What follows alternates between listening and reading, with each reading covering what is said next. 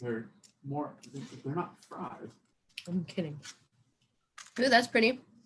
I know, I love that. I didn't have it in the other PowerPoint on my Windows side of the computer, but it's in the newest PowerPoint for the MacBook. Nice, nice script too.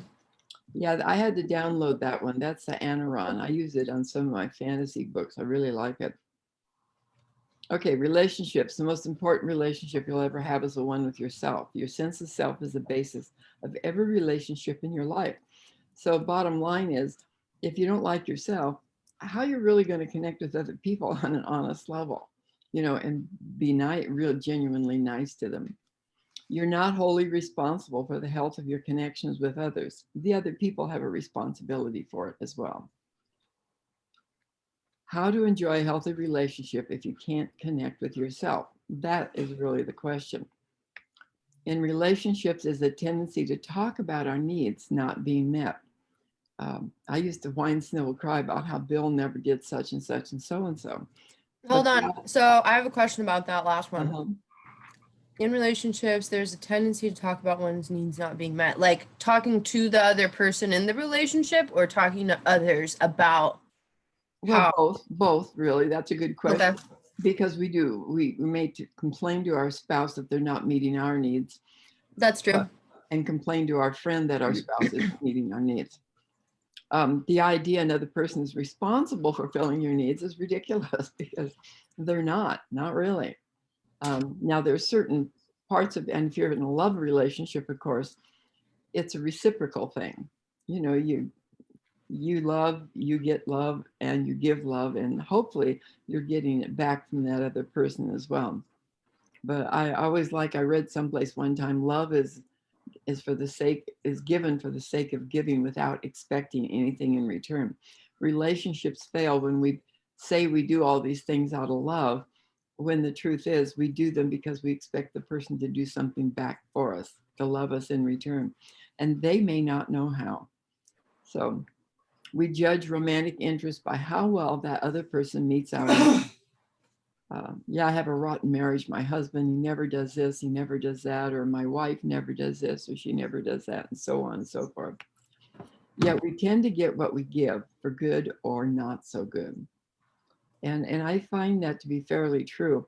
And as I read this and wrote this down, I kept thinking of some relationships in my life right now where I need to change what I'm doing in it, because I'm not doing the right thing. So, okay.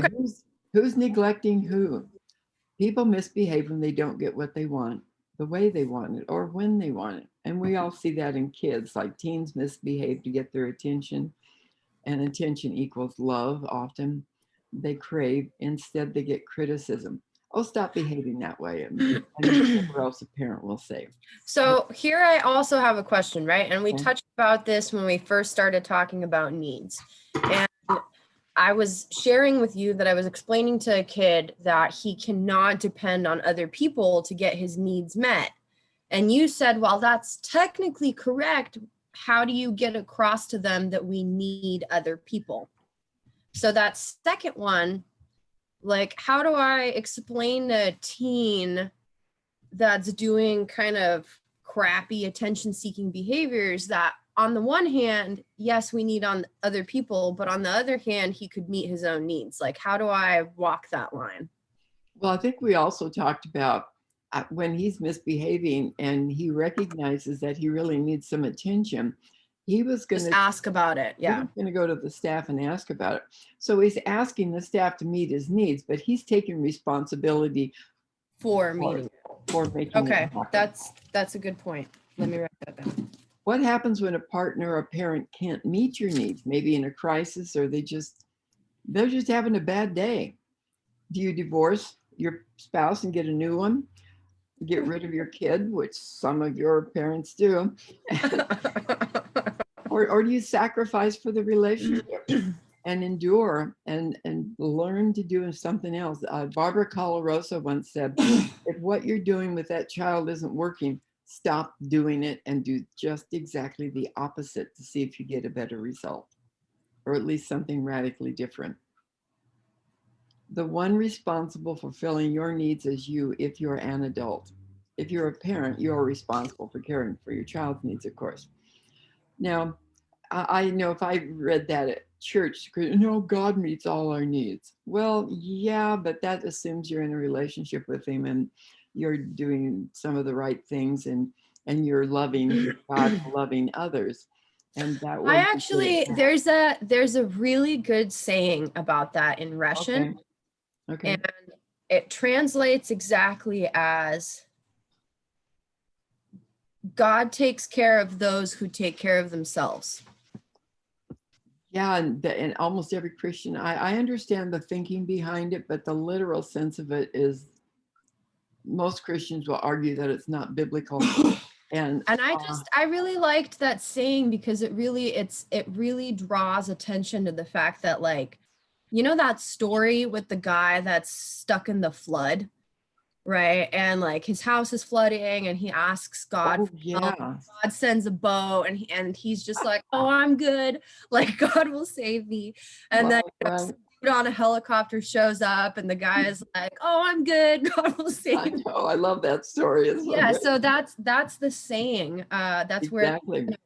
the saying comes from in Russian, where it's just like, well, you know, there isn't a word that translates in English really from it. Care is kind of like it doesn't quite fit, but it's more like береженого Бог бережет. So basically just that if you're stupid, like that nothing's gonna help you, bro. But if you try to take care of yourself, you will also get some help with that. Right. And Timothy, I think it was maybe somebody else in the Bible, he said, you know, faith without works is dead. And Yeah. the guy's going to drown if he doesn't do some work with his faith, like get in the darn boat or the helicopter. Oh, exactly. Yeah. Okay, personally, oh, no, I said God fulfill when I'm in relationship with him and take responsibility. Okay.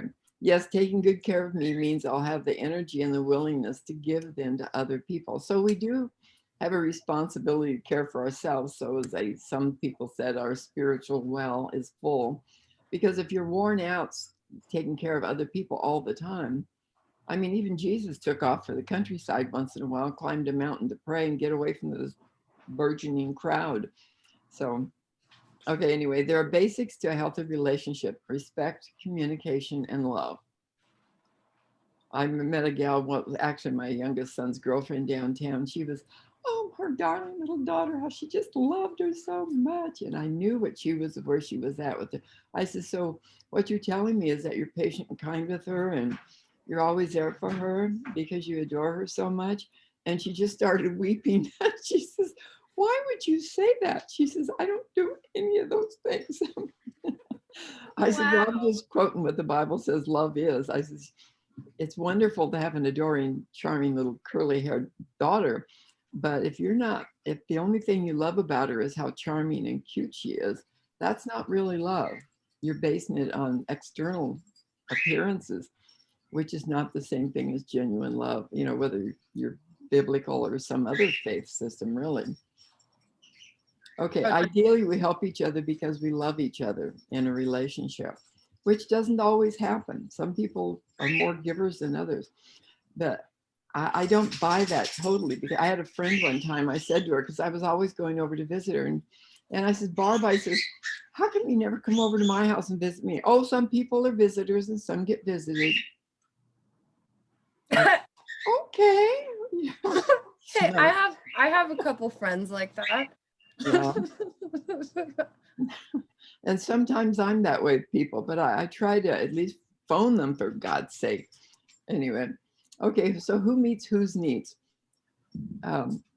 With words of affirmation, physical touch, love, showing love, expressing love, affection, appreciation, and care, acknowledging people, all those good little things. No amount of sweet talk, time together, or sex ever seems to be enough. This is from one of my clients. My mate could mow the lawn, help cook meals, and take care of the kids, but she said her need was, she felt like it was never met. She was still going to be hungry and lonely. And part of her problem was overweight, because she would get lonely and she would eat. And her husband bent over backwards for her. But there was some other deeper need inside that had never been met. And that's what we were working on in counseling. Have you ever noticed all the people who try to fill their needs? And we've talked about this: food, sex, and drugs. And nowadays, society is all about the pizza and the hamburger joints. They're stuffing their feelings with food, sex, and drugs. I mean, now that marijuana is legal, and I don't have anything against marijuana, it doesn't do anything for me, but if that's the only way you have of relaxing and taking care of yourself and taking a break, Evie, get out of here. It's kind of a faulty way to do it. Oh, absolutely. Okay, I did it for many years, blah, blah, blah. Because, I constantly was looking for affirmation, attention, and words of love. And I remember I used to ask my son when I would do a painting, what do you think? And I really wanted him to say, oh, that's really cool. And he would never tell me. He was smart. God, he learned way too much when I was in counseling school because he wouldn't feed into my neediness. That's so funny. Why wasn't I okay with who I was or am now and my time with just me? And when Rochelle comes over, that little gal, she says, don't you get lonely? And I said, what are you talking about? I have people around me. I said, all I have to do is walk downstairs. I says, all I have to do is walk out my front door and talk to the people on the street. I says, I have my dogs. I have my characters in my story I communicate with all the time. I says, how can I possibly be lonely? And because she doesn't have anything in her life. And I feel sorry for her. I feel really bad for her. But those are choices she makes. For her, it's all about whatever. And I guess I shouldn't be talking about her. Okay. And why did nothing ever feel like it was enough? Now, it's easy to say that now because I'm in a really good place. But when I first met Bill, I was in a really good place then too. But for some reason, I still got myself involved in a needy relationship with some guy who had some severe problems, so which I also had too. And I thought that relationship was going to fix them, I guess. But relationships don't. Not the relationship with our other people anyway, always. Yeah. So where does our true. help come from? So this answer to this question is different for different people, of course. Some seek counselors, psychiatrists, pastors, priests, and me, I sought the Lord. I never went to a counselor. I don't know why. I guess I figure I'd been going to school for all learning all that, and I didn't need to know that stuff. I wanted to know something else, so I went the other direction. And then I talk about myself as a love addict. I looked for love in all the wrong places. And the boyfriend, Jim Kopp, he's passed away several years ago. He once said I was in love with the idea of being in love. He had another girlfriend. I thought love was the answer, and I think genuine love is. But what I was looking for wasn't the real answer. Interestingly, he married the other girl, and she was still his wife till the day he died. He knew what love was. And he knew what I was offering wasn't real love. He was a smart man.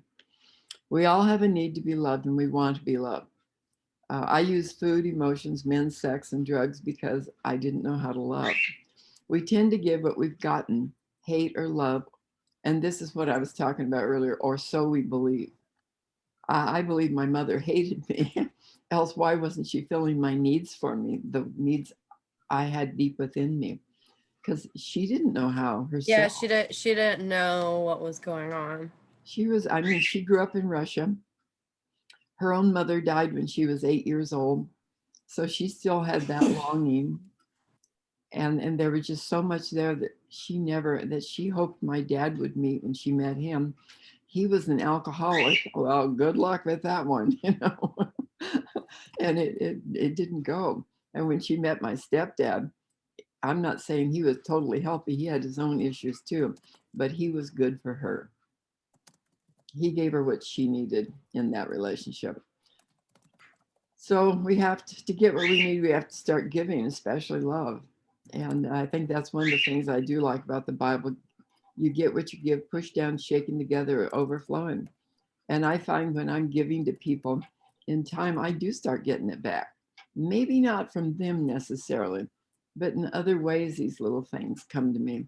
And I've learned to appreciate that and not expect the impossible from people that are incapable. Let me write that down. Oh my gosh. I like that one. Okay. Ugh. Let love in, then give it away. How do we let in healthy love and also give it away? Healthy love is not transactional, it's relational, which can be hard to grasp. Yeah, I'm not grasping. What?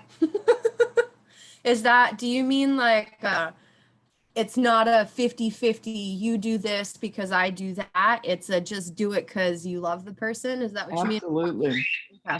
We I shouldn't be agree. giving, we shouldn't be giving 50-50 each. We should each be giving 100%. 100. Yeah, I Yeah. agree. We think love means someone else must make us happy or cheer us up on a daily basis. And this comes from, and I think that's why Bill liked me. When he first met me, I seemed like I had it all together. I was a professional nurse then. I seemed capable, competent. I was an artist, and he wanted to learn from me, and instead I learned from him how to use drugs and be in an Whoops. unhealthy relationship because I was looking for love in all the wrong places. Oh my Okay. gosh. So, and That's that's happened, because though. I had unhealthy attachments, and my expectations for him were faulty.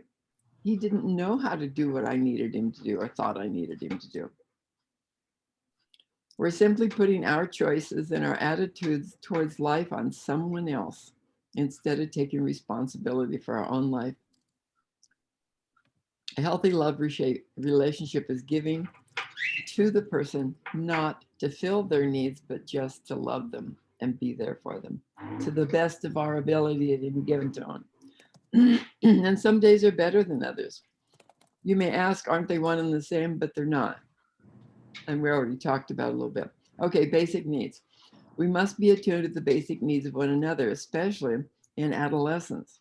All humans have basic needs besides air to breathe, food to eat, and water to drink.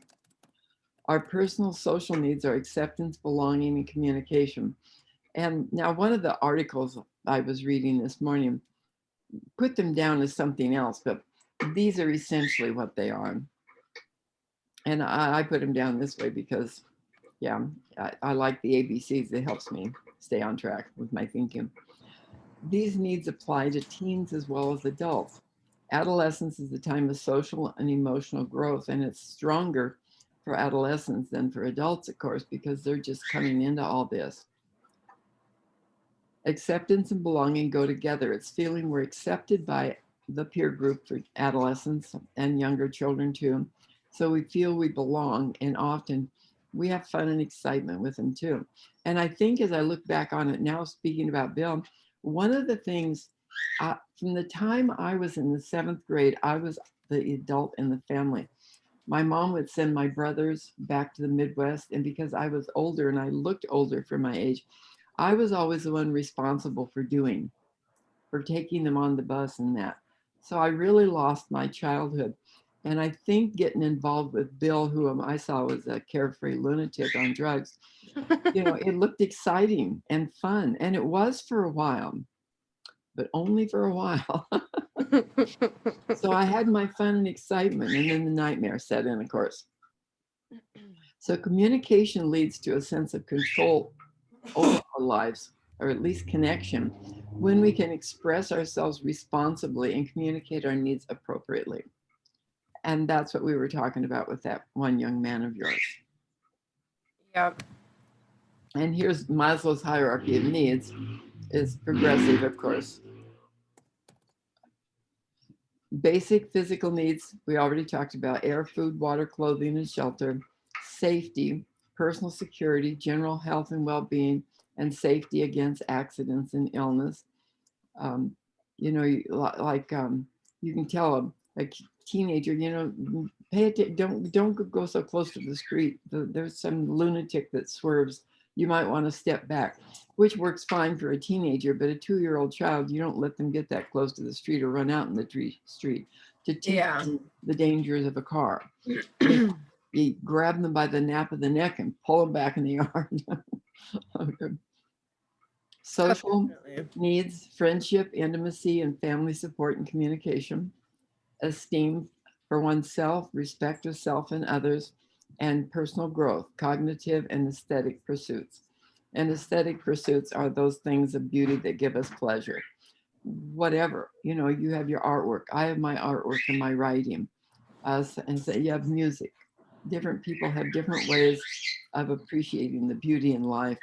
And for some people, it's going out for a run or hiking up in the hills and things like that. Basically, we need anything without which we cannot live or function at our maximum ability or capacity. It helps us to get there anyway. Well, in the physical, we need air, water, blah, blah, blah. I need to take that out, I think, because we've talked about that enough. The basic need is spiritual. And the many in psychology would not agree, or at one time they didn't. Now they're getting back to, the spiritual is important in a person's life. Spiritual needs differ depending upon our belief system or religion. Muslims' beliefs vary from Christians, for example. We must all take great care that our needs are not confused with wants and desires, nor allow genuine needs to become a lust, which is an inordinate desire for something, whether it's lust of the flesh gone awry, which many people says, well, I don't really have any intimacy. And I said, well, what are you talking about? Well, I'm not in a relationship right now. I said, well, I'm not talking about sex. And they get totally confused because to so many people, intimacy means sex. But it really can be just a hug from a close friend or an intimate conversation with someone where you're deeply involved in communicating can be a great form of intimacy that has absolutely nothing to do with sex. But lust of the flesh are pleasure-seeking addictions, alcohol, drugs, food, pornography, and technology. Phones and computers are not evil, but they can take over our life. And laziness, sometimes we want the easy life because we're fearful of change or failure, so we never step out and try new things. Idleness, self-serving, but it can also leave us hungry for other things like obesity and food in America nowadays and other things. Gluttony, our body needs food, yet too much can be hunger for something else. Intimacy, affection, appreciation, acknowledgement, whatever. How are you going about getting this and achieving it? Consider your genuine needs and focus on getting those needs met, whatever they are. Words that tear us down, gossip can become obsessive. My neighbor across the street, several years before she died, every time we talked at the fence, it was always about all the other neighbors. And I really got uncomfortable with it. And I told her one day, we can't do this anymore. And she just wouldn't stop. So I quit talking to her. It was months before she came to me one day and she apologized. She said, please forgive me. The Lord just spoke to me. You're right. I was wrong. She says, this gossip isn't good. Well, she didn't really slow down too much, but she did. And we didn't participate in it anymore because my thinking at the time was, if she's talking about all these neighbors to me, what is she saying to them about me? I don't want them to know my personal life that I've shared with her. So Understandable. Yeah, I agree. So think about the words you speak. Do they build people up or tear them down? And it's real easy. I mean, you and I have had conversations where we titter about people. But are we really being fair to them? How could we speak of those people in more helpful? Well, and I have a question about that because I also feel that way, but then I wonder, I mean, people have to vent. And so I think that so long as, less than, I don't know what the percentage is, but so long as it's not often that you do that, or I don't know, are you understanding what I'm trying to say here? I understand exactly what you're saying. I think maybe not exactly, but pretty much. And I agree. As long as somewhere in the conversation we get back to, like when you were talking about your boss today, I thought about that mostly because I've been doing this all night. and And I asked you, so if she were your client, how would you help her? So yeah, if we get back to what can we do to help this person? You know, is there anything we can do? Okay, because yeah. I do believe that it's necessary to talk about these things because, for example, until this morning, I woke up this morning also at like 5 a.m., woke from a bad dream where my boss was present, and then couldn't go back to sleep for an hour and a half because I was so distraught over it, you know? And so Right. having shared that with you, and then had you give me some, you know, you listened and that was wonderful. And then you gave me some great replacement behaviors. and Good way and to that put it. and that was really helpful. Like I feel more at ease now than I was before. Right. And had I not shared that story with you and my, you know, just hair tearing out feelings about it, like that would have never happened. So I feel like that was a positive exchange, you know? Yeah, that's a really good example. Exactly. Yeah. Excellent example. Generally, before we speak, we need to, well, we always think before we speak and decide it's much too fun to talk. You know, like if all I ever did is talk about my little friend and her questionable lifestyle and never consider how can I move her past some of that. And I try to, but I don't know if I ever will because her thinking is just different than mine on it. And that's okay. So yeah, maybe she's the one person I don't need to talk about, that I could find somebody else for an example next time. Take these thoughts under control so they benefit you and anyone else who hears what you're saying. Okay, our deepest needs. We fear losing control of ourselves, having our freedom taken away is one. We fear losing our security. Well, this is our deepest needs are not met when we fear losing control over ourselves, having our freedom taken away, for example, or when we fear losing our security, our job and career, money, home. And that's one of the reasons she doesn't stop doing what she does, because there's no way she can make the kind of money she does in a 30-minute hand job, for example, that she could do at a 12. Oh, I get it. Oh, yeah. You know, so you get where they're coming from oftentimes. I do. I definitely do. Yeah, Work I mean, I know sucks. college students who put themselves through college that way, you know, Oh probably. yeah, I know. I have a couple stripper friends that well, I wouldn't call them friends, but I knew a Acquaintances. girl in college that put her way through college by stripping. And honestly, I have $100,000 in debt because I didn't do that. And she does it. And so I don't know who was right. But I certainly see the benefits of the choice she made. Right. You know, by setting herself up to be a really successful adult. Like she's doing great. Right. So there's reasons for everything. Right. I agree wholeheartedly. I just could never do it. So. Yeah, right. That is the problem. I can't dance. Mhm.